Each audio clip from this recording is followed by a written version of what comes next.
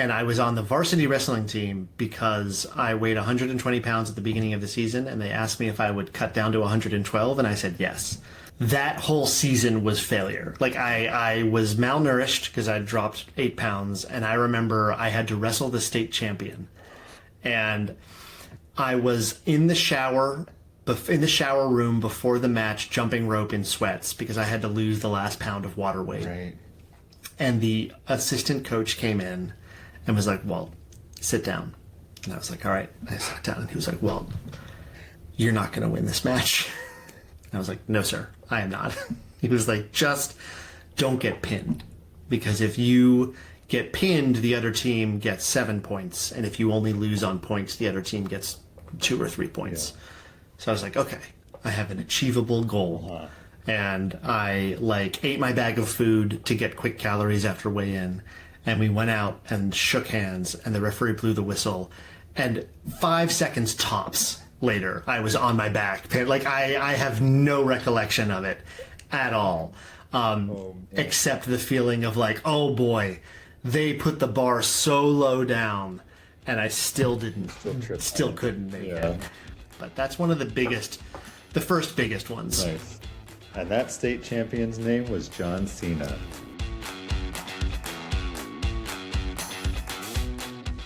Welcome, everyone, to FlawedCast. I'm your host, John J. King. And as always, I want to start off tonight with a little recent failure hiccup on my end, which was a good one today.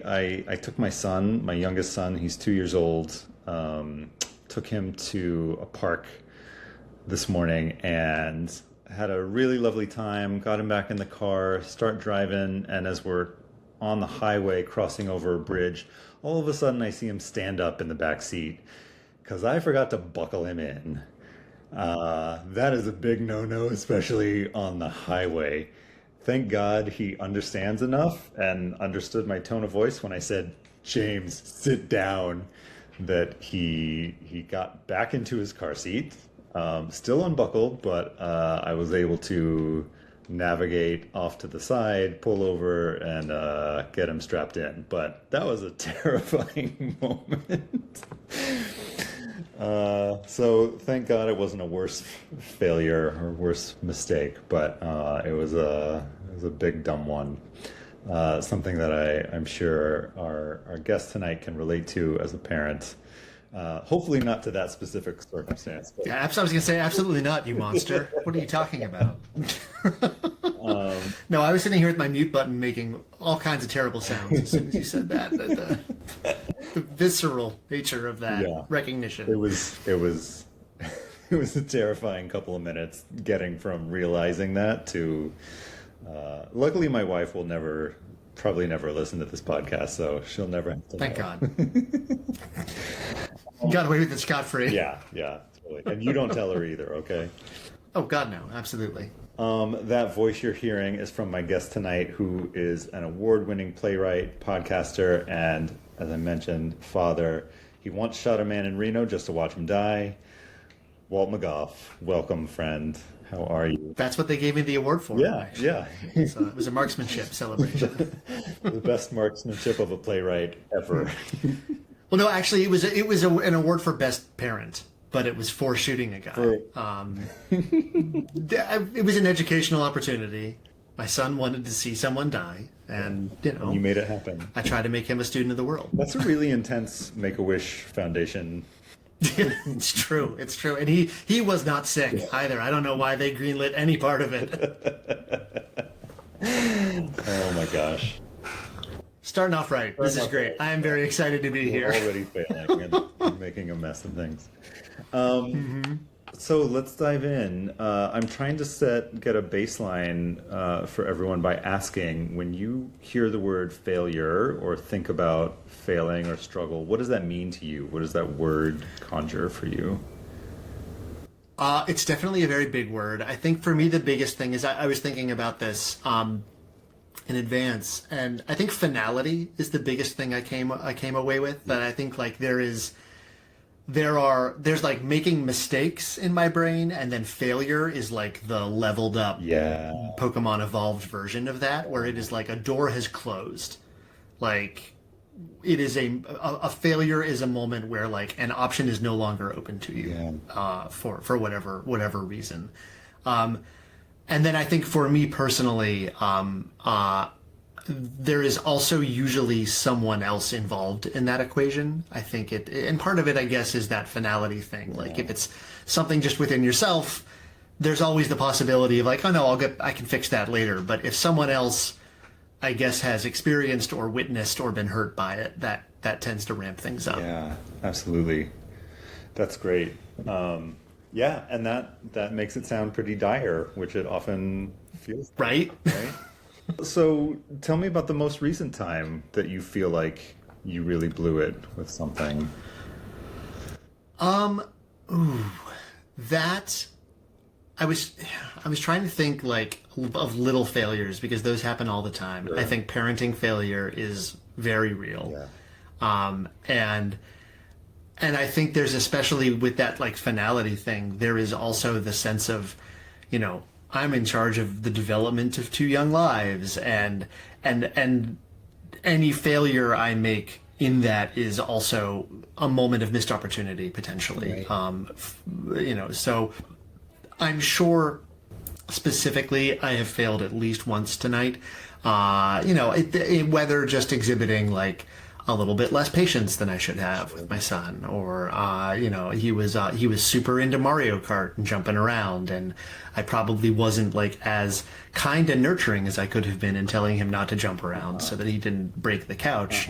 And like those are little missed opportunities, right, which count as failures. But the nice thing as well, with coming at it from the parenting side at least, is the ability to, or the opportunity to model it as a failure, like to show what failure looks like, right, and what acknowledging failure looks like. Because I think, like you said, it's this really dire word, or it comes with a lot of dire connotations, but the opportunity is always that you can do better the next time. Right. You can learn from it, but that means actually admitting that you did it. So like whenever my wife and I snap at one of the kids, or, you know, don't handle a situation properly, there's always that trying to like course correct and say like, hey, I did this, didn't want to do that. I'm very sorry for that. You know, let's talk about how it happened.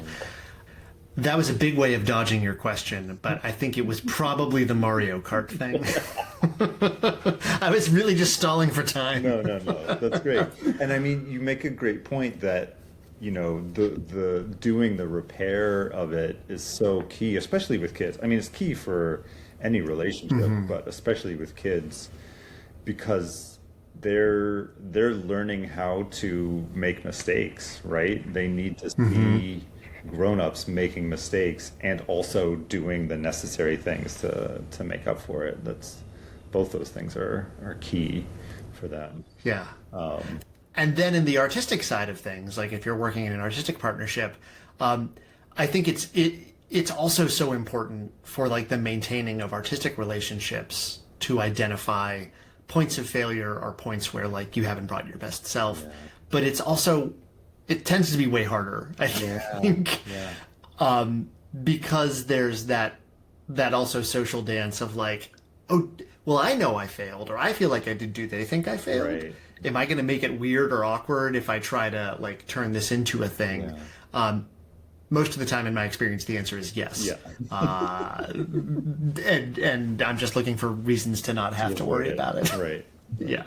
Yeah, I feel like some of the things that I look back on and that really have stayed with me are times in a collaboration where I really dropped the ball and didn't own it in some way, or didn't own it soon enough.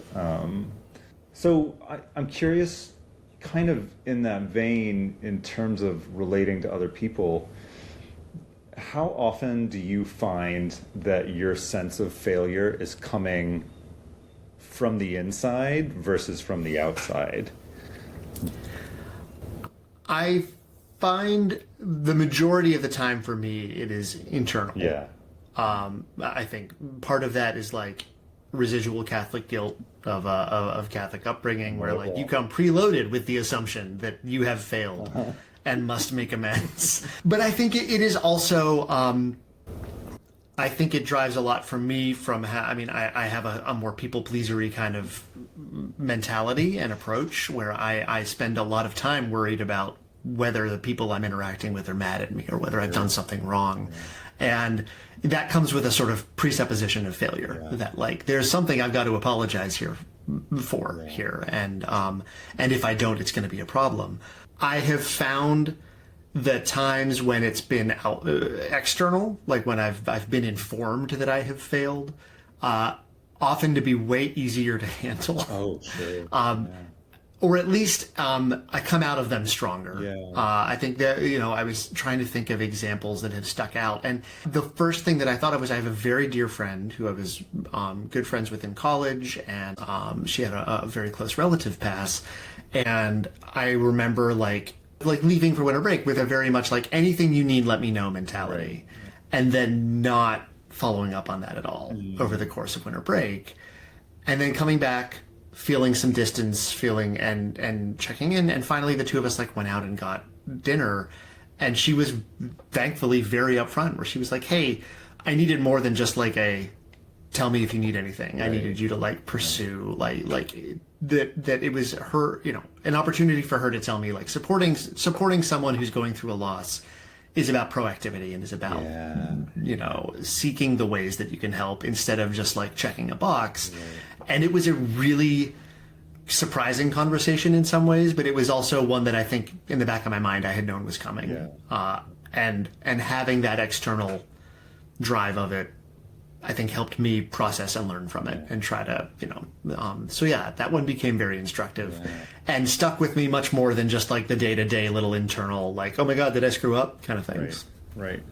Oh, that's powerful. I feel like those, one of those big sort of life intersection moments, whether it's having kids, getting married, losing someone, those are things that like we have to learn. How do we respond to this? I mean, you probably experienced this when we first had kids. So many of our friends who've never had kids before would, in the most open-hearted way, do the dumbest things because they just didn't get it right. And then sometimes some of them would really surprise, where like somebody would show up with and just like bring sandwiches and hang out, and like we'd sit on the couch with the kid and they'd sit and eat sandwiches, and like having them talk to you like a person in that moment meant so much. But like there is really no roadmap for so much of it. Totally right. I find that very generous of your friend to have had that conversation and to, it sounds like it was in like a respectful. Absolutely. It was very much it was like a, we need to talk conversation, but it was really in a like, hey, I want to continue being friends with you and I can't right now because of this. It was incredibly generous and I'm still grateful for it today.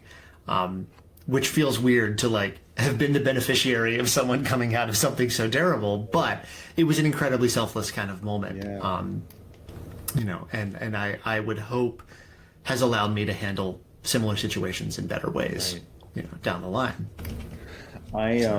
This is such a totally different tone. I'm ready for it. When I first moved to Boston, one of the very first people that I met and started spending time with, we were going to create a show and put it up in I don't remember what it was called. It was like the Boston Fringe Festival or something like that. It only lasted 2 years and then never happened again. Shock. Deeply Boston. And we had a day that we were going to be writing. We were going to write the whole day, and he was going to come to my place, and I waited and I waited and I waited, and I texted him, I called and left a message, and like 3 hours passed. And he finally got there, and I took things very seriously, and I especially took like my time very seriously back then. I was like 26 maybe. very You had so much time to take seriously. Oh yeah, yeah. You had so much available time. Yeah. And so he shows up, and I, without even saying hi, I just lit into him. Like, you've been wasting my time. How dare you? Blah, blah, blah, blah, blah. On the front lawn of the house I was staying in. So not like in a private place. So like a public setting. Public setting. No one around that I Did you like meet him on the lawn? Were you like coming out of the door? Yeah. Oh man. Yeah. That's rough. It was aggressive. It was not a good look. And I finished this spiel, and his face is just like totally gone ashen. Oh, and no. he's horrified and angry and humiliated. And he's like, my tire exploded this morning, and I didn't have a spare, and I've spent the last 3.5 hours dealing with that. Like, kind of similarly, had a moment of like, what you have done is not okay. Yep. It's those moments when like you have also like you've spent 3 hours getting yourself into the most righteous state of mind. God. Where like there's almost a relief in those moments where you're like, I am not at fault at all in this. This is 100% someone else's problem, and I'm going to, and like, you're scripting it in your head. You're right. And those are always the moments when it immediately explodes. Yeah. Like whatever, the universe doesn't hand that opportunity for guilt-free insult very often. But I still think about that. Like he dealt with it very well. We kind of reset. We went on to have a very productive work day for what it's worth. Play was about a tire now. Tire that could talk. It was a puppet. But like artistic collaborations are so rife with opportunities for that as well. Like, I mean, I one of my best friends, he and I and a couple other friends co-founded a theater company in Chicago, and we did our first show where it was my friend Jonathan, who's the artistic director of the company. And our first play, like, he directed, I wrote, my friend Matt acted in. It was a one-man show. We all lived together. We didn't rehearse outside of our living room until Tech Week. Our friend Megan came in and worked as managing director and is also a director. And it was just the four of us, like, making a cool thing. And it was great. It was like a super amazing experience. And we were trying to figure out our next show. And Jonathan had like written a prose but kind of theatrical potential adaptation of The Winter's Tale. And he was like, I think this could be something. Would you want to work on it with me, and we can play around with it? And I said yes, because the writing was gorgeous and I was excited to work with everybody again. And I proceeded to make some of the worst artistic decisions of my life, including in a deeply embarrassing moment. And I had recently read that when the Coen brothers were making Oh Brother, Where Art Thou, which is an adaptation of the Odyssey, they didn't read the Odyssey beforehand.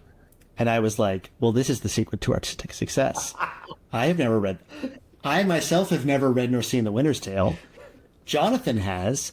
I will be that secret sauce ingredient that can come into this. So that was failure number one. Did he know that this was your plan?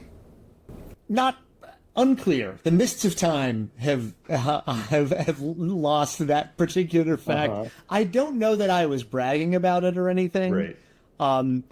But it fed into mistake two, which is we had a lot of we did a lot of the writing where like we're trading scenes back and forth, and we're writing a scene, and we had a lot of scene level conversations about what this scene is doing and where things are headed and the overall structure. But we really never had the initial conversation of like, what do we want to do with this? Why is this adaptation? And that was, in retrospect, I mean, it was both of us kind of figuring out collaboration with each other, but it was also mostly on me because I was the one coming into this. He had already written a thing with an intention behind it, and the looking back, the little amount of time that I spent trying to figure out what that initial impulse was and how I could help translate it is kind of gobsmacking. Yeah. And it wound up with, I mean, it became, the play in true, like, we're 2 years out of college in our fringe company. It was 2.5 hours long. It was like mostly monologues, and it still has some of my favorite writing that I've done. I think that he's done. Like, there's so much cool stuff in here, but there's also just so much stuff in this play that I think it was a real lesson in, like, defining roles in a collaboration, getting on the same page, and the number of opportunities we had to have that conversation and just didn't. Felt totally natural at the time. But very quickly snowballed into something worse. I did finally see The Winter's Tale last year. For the first time last year? Yes. Wow. So I've checked that box now. It's pretty good. Pretty good. Yeah, not bad, right? Those are, I find in collaborations, but also as I've navigated adult life, even in just relationships generally, friendships and romantic relationships, knowing those questions that you need to answer together are so fundamental. I feel like I kind of got off to a similar artistic start when I started self-producing in Boston, in that I worked with a lot of the same people. And it worked well because we had a shorthand together. We kind of understood each other. And then the second I started working with people outside of that, and we didn't have a shorthand and I was not aware, like, these are questions I should be having, or these are conversations I should be having. So many things went wrong. And I was like, what's happening? Yeah. And even, like, figuring out the structures you need. Like, I had the first few productions that I had in Boston, just because of, where everybody was living and how we were getting to rehearsals and late night rehearsals. Most of the time, the director and I of the show, whoever it was, would wind up driving home together or, like, taking the tea together. And it became, like, this very natural space to decompress and chat. And then I started doing it was Chalk with Fresh Ink, with Sarah Gaznovich. She's an amazing director and a wonderful person, and we started working, and, like, it just wasn't, like, we would be in the rehearsal room and there was never quite time to, like, get on the same page about things, or, like, things weren't clicking. And I started to realize, like, we finish rehearsals and, like, we live in different areas of town, and so we separate. And once we clocked that, we built in some post-rehearsal check-ins where, like, we were just hanging out after rehearsal for a little bit longer. And almost immediately we had made space where we could start solving problems. It became still one of my favorite productions that I've had. And just the thought that something that minor and seemingly stupid could have become, like, an Achilles heel style issue was pretty remarkable to me. Right. I had a major breakdown, not personal breakdown, but breakdown in communication. Although it was kind of close to a personal breakdown. Did it result in breakdowns? Yeah, if we're being honest. One of the first big projects I worked on with another company, not like self-generating. I had always, whenever I was self-producing, I had always been very involved in casting, whether it be in conversation or being in the audition room, whatnot.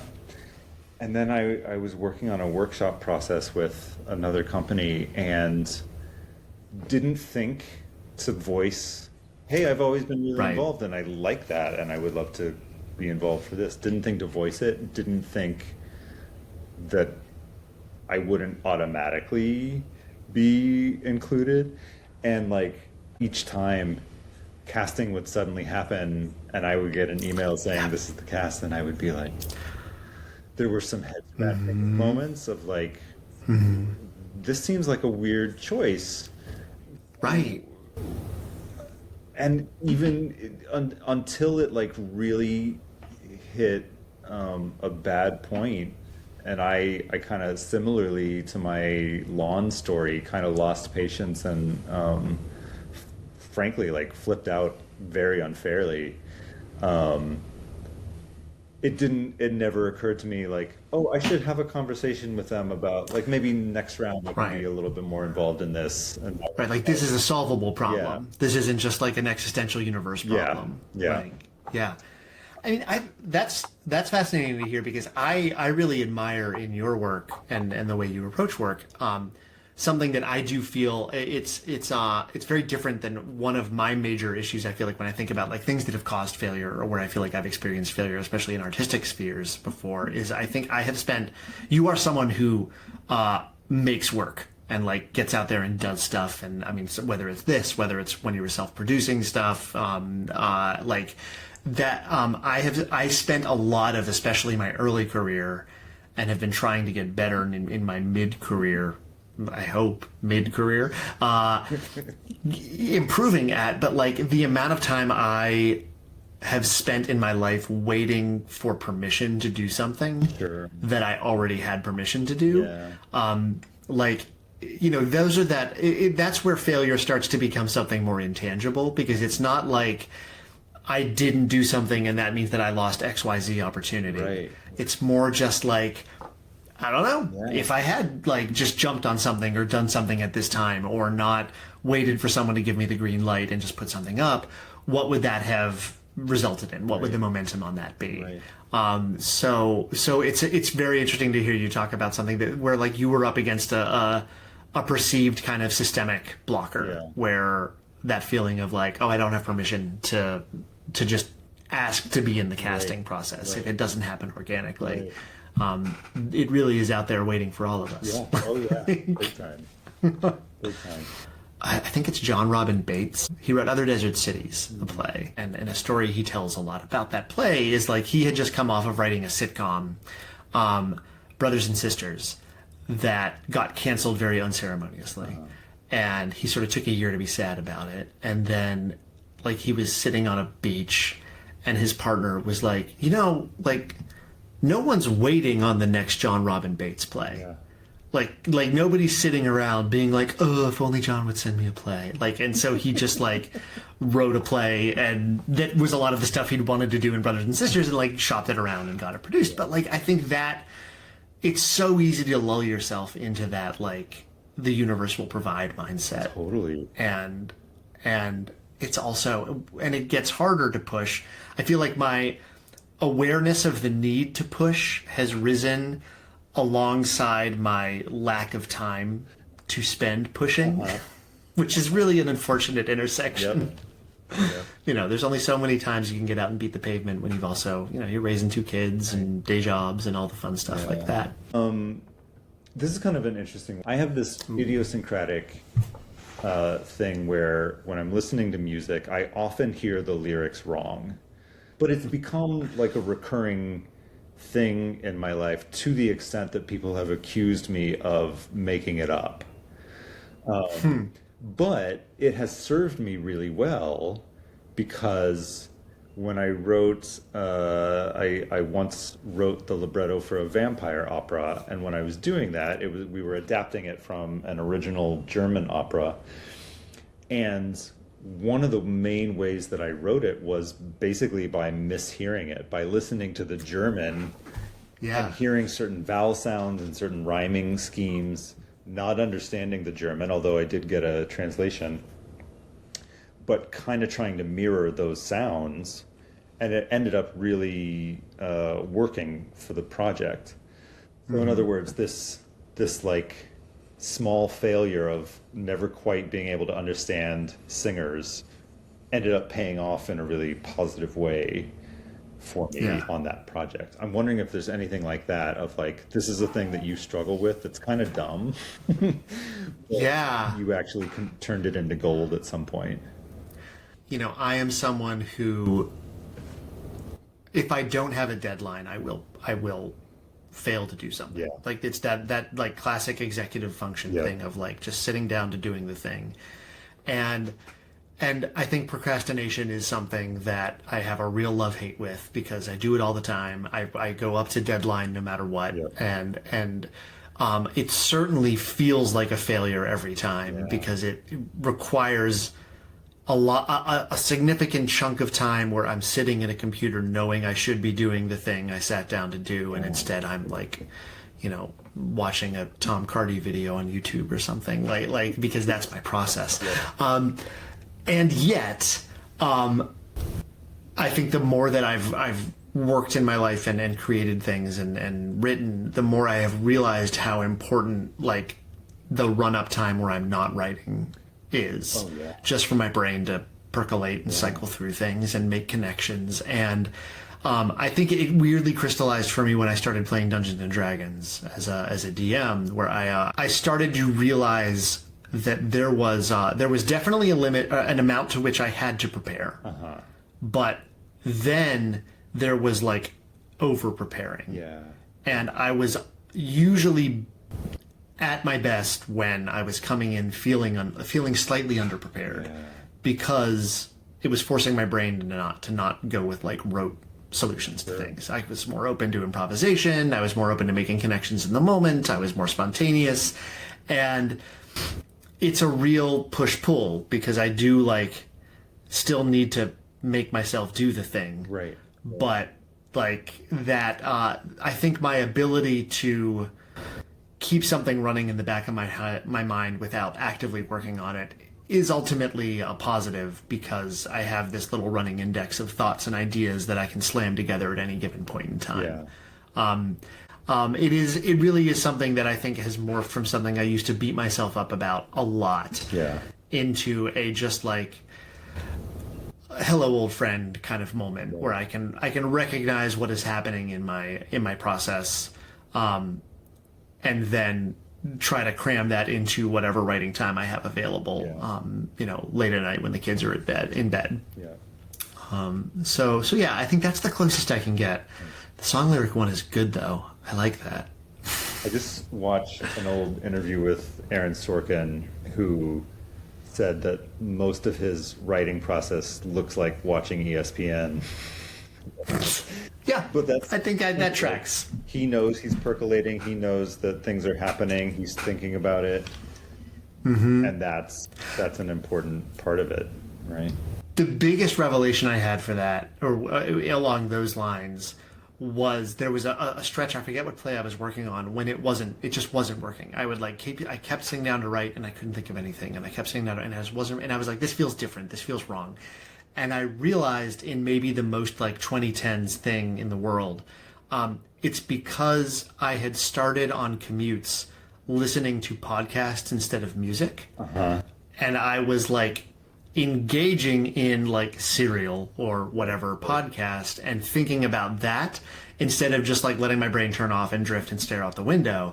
And so now it is like when I'm actively in a play process or like really working on a draft, I'm like, okay, it's time to go to the playlists and just like let music happen. Which is a weird thing to learn about your brain. But so kind of fun. I'm in that exact way. Kind of jumping back to your you didn't say the procrastination word, and I'm proud of you for that, because that's not... Didn't I? I thought I did. Oh, maybe you did. Ooh. But I didn't. I missed it. Did. I missed it if you did. I'm going to edit it out now so that you... Oh, good. Okay, great. Yeah, this whole chunk can go. We'll fix it in post. But do you find that any of that comes from putting unnecessary pressure on yourself in terms of what product you're going to be bringing in? 1000%. Absolutely. I think I am very bad at not being good at things.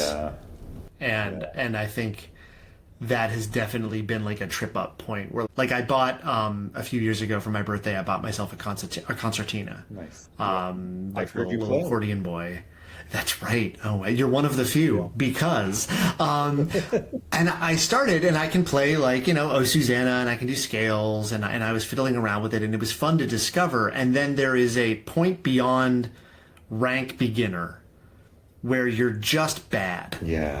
And because you're trying to do more stuff than beginner, but you can't yet, and you just have to like brute force through it.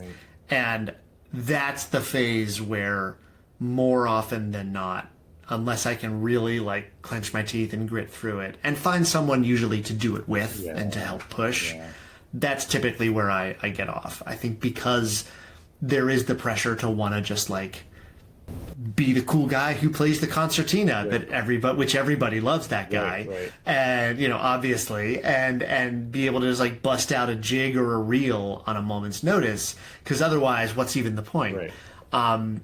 It also, and this was, I'm so mad about this, but part of my stated reason for buying the concertina was like, I want to be loudly bad at something. Yeah. I want to short circuit this instinct in myself. And then I started playing and I got to that phase and I was like, man, this thing is really loud.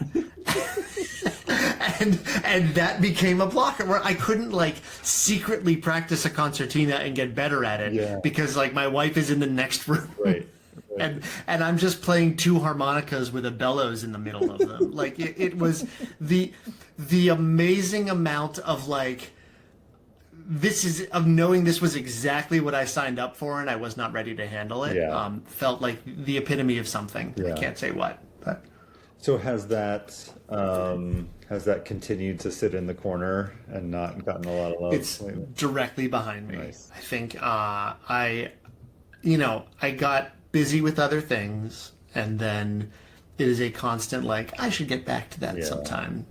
And you know, I'm sure I will at some point. But it is, and it's especially going way back to the parenting conversation. It's especially tricky because like I want my kids to see me learn something, right, and to experience learning stuff for themselves too. They also, caveat, don't care about the concertina. It's not like they were invested in my concertina journey or anything, but it's that playing in the back of my head at all times of like, oh man, I need to show what it looks like to struggle through and be bad at something and keep doing it. But I guess that's also parenting. I'm just struggling through and being bad at it all the time. So they're seeing plenty of it. But yeah, it's like, I think to your question, a lot of that procrastination is like thing on paper doesn't look like thing in head and is therefore bad. Otherwise, setting myself deadlines, like I've realized my brain is stupid enough that even if it's a deadline that I set and no one else knows about, my brain will see that as the thing I need to shoot for most of the time. I find, especially if I write it down somewhere on a calendar, it's like, it's on the calendar. I can't. What am I going to do? The calendar people are expecting this. This is, I got to deliver. We're such little monkeys in some ways, aren't we? It's weird. Just little lizard brains of anxiety. Yeah. Do you have a harder time drifting in when on the generative side or on the editing side? I'm good at accepting the mess of a first draft. Yeah. And so there's a lot of like, I'm going to write 10 shitty pages today and that's all I need to do, because then I'm going to get to this point where I can come back and work on them, and that's where the real stuff happens. But that is where I procrastinate the most, and kind of it takes me a while to get into. Yeah, like you need to get the like bundle of junk together to then dump out on the table and be like, oh, now I can assemble this into a person or a play. I have found, I'm curious to hear your thoughts on this, Walt. Being a parent, there's less of that. I am more able to just jump right in. I think there's this adaptation of, I don't have any time. So, okay. Yeah. I'm wall to wall. I stole 15 minutes right now. Yeah, I have gotten way less precious about the writing. Like the writing times that I spend the longest time procrastinating are typically when I have a big chunk of time. Yeah, totally. I'm 100%. I'm better in bursts. Yeah. And I think that has become a really good way to muscle through that first draft. Yeah. That just like to get the junk on the table, because it's that understanding of like, this is going to be bad, but it needs to be a thing so that I can fix it. Yeah. And then getting those little windows of time, you can just kind of crank it out. Yeah. 100%. Yeah, that's a kind of failure that is great because it's supposed to fail. Yeah. It's like, this is supposed to be bad. I'm learning actively as I do it. I love, I forget, was it I think it might have been Paula Vogel when she was at Brown, that she would have, I think she called it a cook-off or some kind of Bake-offs, yeah. You get 5 elements, you've got 48 hours to write a play, and the whole idea is just don't think. Just write a full play. Don't stop thinking. Don't stop to think about it. Just get it out, vomit it out. Because what you come up with is going to really be instructive. Or something. Right. There's going to be something in there. Like there, And I think, because, I think it's tied in weirdly with, I feel like the best piece of writing advice I ever heard was from Jeff Daniels, who was doing a talkback while he was in Chicago. He was in a musical at the Goodman, but he's a playwright. Yeah. Like he started a theater with the money he made off of Purple Rose of Cairo. Right. And the theater I was working at, Chicago Dramatist, is a new play center. And he came and did a talk, like we invited him to come and do a talk back as a playwright. Yep. Like not as like actor Jeff Daniels. And he spent a surprising amount of time defending Dumb and Dumber, which was great. He gave like a rousing defense of that movie. But then like someone asked him like, how do you get to the end of the play, or how do you handle like surprises or climaxes or whatever? And his big thing was like, I love to write until I'm stuck in a corner. Yeah. And if you write your characters into a corner and then just where you don't know what the solution is, and then just go and walk around and give it time. Like at some point, whether it's an hour or like 3 weeks or a month from now, you will arrive at a solution.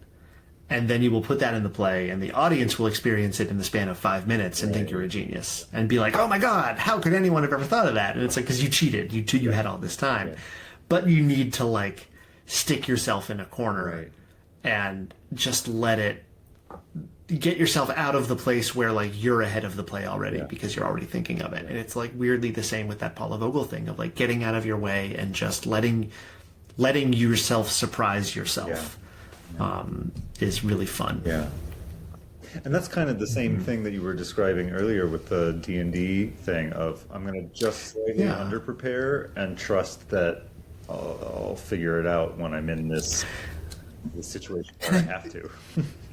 It's recognizing that you don't have to solve all the answers, and that you have people in the room with you who are going to supply their own thoughts and agendas and ideas. I had a new play process once with where my dramaturg was Mame Hunt. She's amazing. She's like this, like really just like brassy, like very cool, cooler than I will ever be in my life woman who during the actors were having this really heated conversation about a moment between these two characters, and they couldn't quite figure out what the exchange was and what was going on.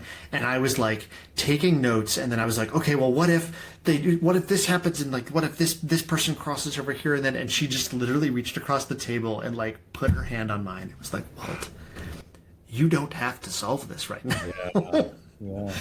And like 5 minutes later, they had all arrived at a great solution. Sure.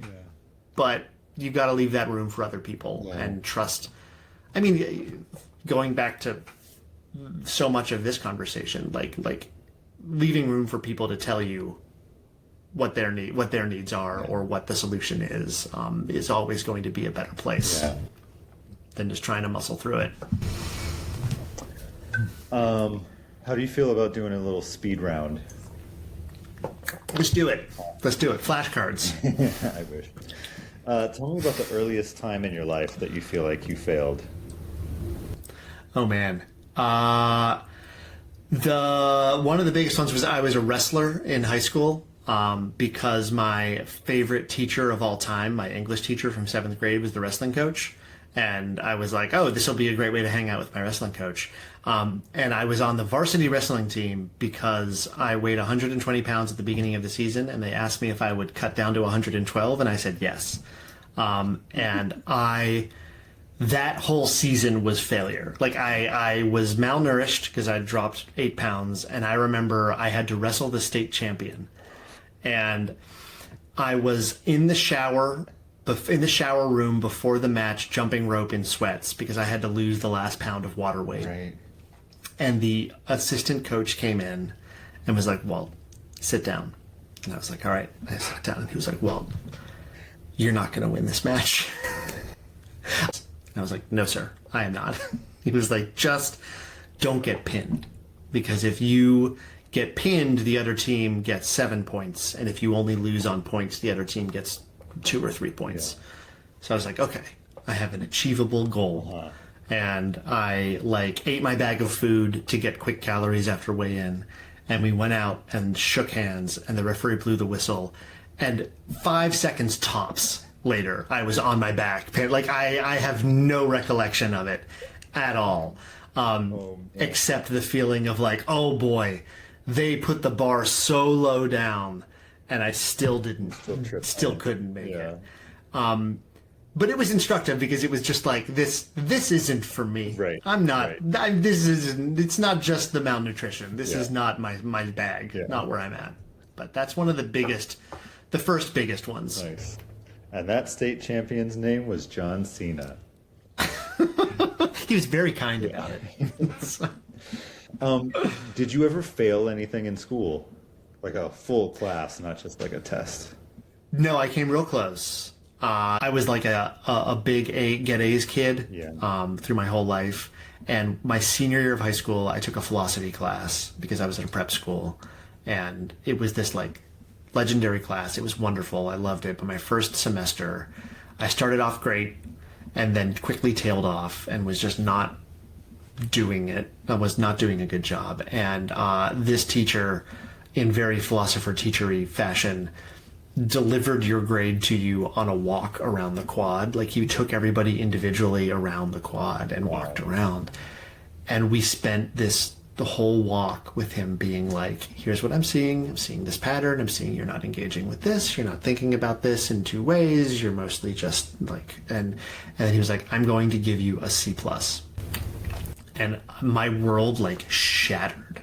But it was the most deserved C+ in history. I was firmly C+. So that one felt like a failure. Yeah. But then it did exactly what it did. I'm sure he did this to 80% of the children that he taught every year. And I got an A+ on my final. Yep. Worked my butt off on philosophy. It's still one of the best classes I ever took. So it was good. What's the first time you ever got in trouble as a kid? 6th grade, I got suspended from the bus for 10 days because all of us on the bus had a driver who we did not like, and we proceeded to give him a nervous breakdown to the point where one day he just did not show up to pick the children up. And it was just we were just dicking around in the back and running gauntlets and throwing backpacks on kids and just being ridiculous. It was 6th, 7th, and 8th grade boys. It's not a good look. And I remember my dad coming to pick me up early. And so I knew something was wrong. And we sat in the car and he was I was just called by the dean. Everyone on the bus but 2 kids have been suspended for 10 days. Wow. From the bus, not from school. Right. And he was they told me that they put a camera on the bus. And I was yes. And he was so you did know about the camera? And I was yes. He was and you kept misbehaving. And I was yes, we put on a show. We did synchronized swimming for it. And there was a really long pause. And my dad just went, well, this was an intelligence test. And you failed. So we've talked all the talk about failure, but before we let you go, I want to know kind of a reverse to how we started the evening. When you hear the word success, what does that mean? Oh, man. Curveball. I think so much more about failure. I think that success for me means... I think it means improvement. I mean, I think I'm very much, if failure is finality, if failure is the closing of a door, I think ideally success is going to be opening one up, recognizing that a failure is a chance to improve or to do better or to keep getting better. Yeah. And similarly, as no failure is ever totally final, there's not a success point where you're done and you get to finish. It's just, you just are better than you were the day before. So I think that that is the only way that I can think about it without going slowly insane. Or quickly insane, for that matter. Well, one interesting thing, I haven't figured out a clever way to end this, but kind of a recurring motif has been music. I'm wondering if you would be so bold as to grab your concertina Oh, God. and do just a couple of notes for us. Yes. Yeah. Would you? If not, I think I can. It'll be as quiet as I can make this thing. Of course. Since there's sleeping children's, but maybe I'll do a little scale. 1 second. This is a terrible thing you've done to me and my family. I want you to know. Please pass my apologies on to Annie. Absolutely. All right. So this is visual evidence that it exists. Beautiful. It's very shiny. I love it. All right. Let's see if I can just play a quick scale. Nope. That sounded Oh, it's been a little while. It sounded like a shanty.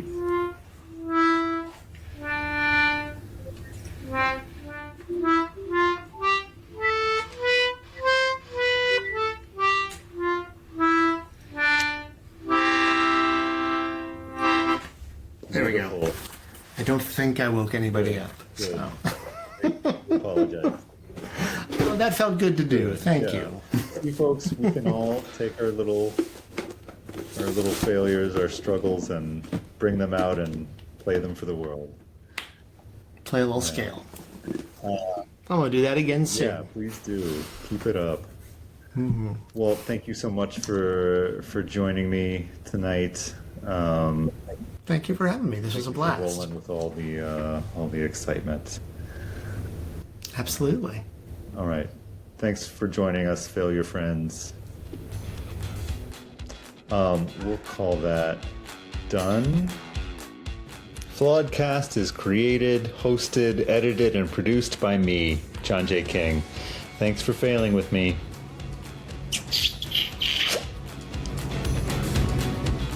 Is that okay?